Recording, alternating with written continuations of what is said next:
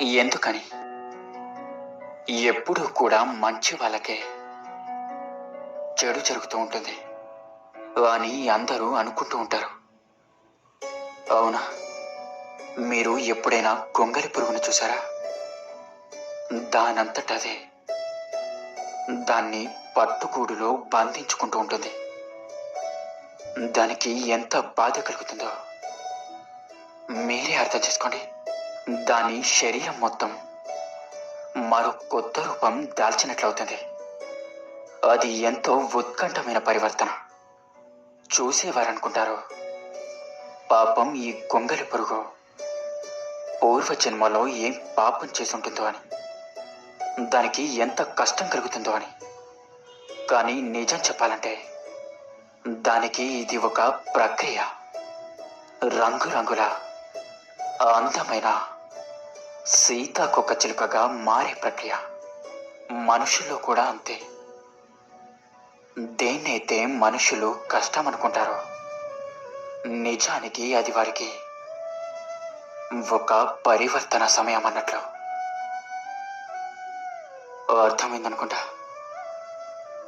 విజయానికి అలాగే అపజయానికి మధ్య ఉండే ఒక సన్నని గీతే విశ్వాసం.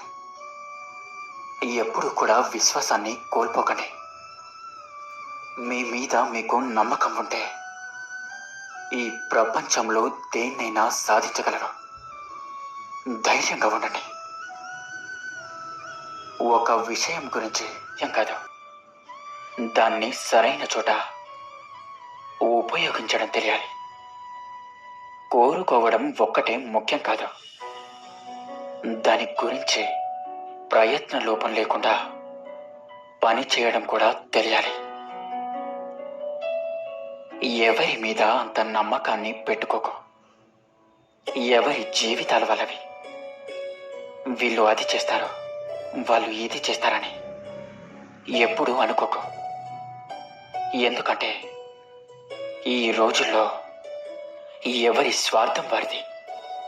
అవసరాలకు వాడుకునే వారికి బలి కాకుండా ఉండటమే నూరేళ్ల ఆయుష్ కాదంటారా? వాదించేదేదో జ్ఞానులతో వాదించు. కనీసం జ్ఞానమైన వస్తుంది. మూర్ఖులతో వాదించకు.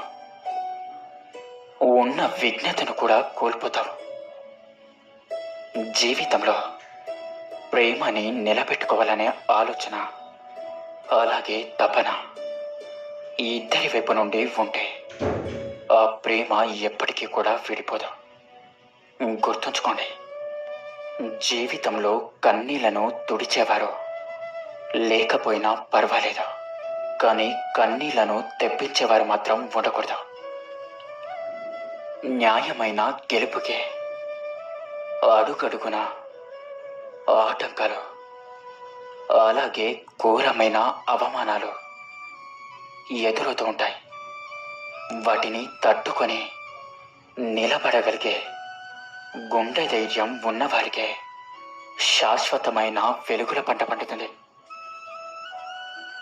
లోహపు బిందెకు ఉన్న అనవసరమైన ఎత్తు వంపులను నైపుణ్యంతో తొలగించవచ్చు. అదే మట్టి కుండకు ఉన్న అనవసరమైన ఎత్తు వంపులను సరి చేయడానికి ప్రయత్నం చేస్తే అది అసలు పనికి రాకుండా పోతుంది. అవునా? అందుకే ఎప్పుడూ కూడా మార్చదగిన వారిని మాత్రమే మార్చే ప్రయత్నం చేయాలి. అందరినీ మార్చాలనుకోవడం మన మూర్ఖత్వమే అవుతుంది. గుర్తుంచుకోండి, ఎవరు చూడట్లేదని తప్పు చేయకు, నువ్వు చేస్తున్నారని అప్పు చేయకు. ఈ రెండు కూడా సమాజంలో దాగనివి. గుర్తుంచుకో.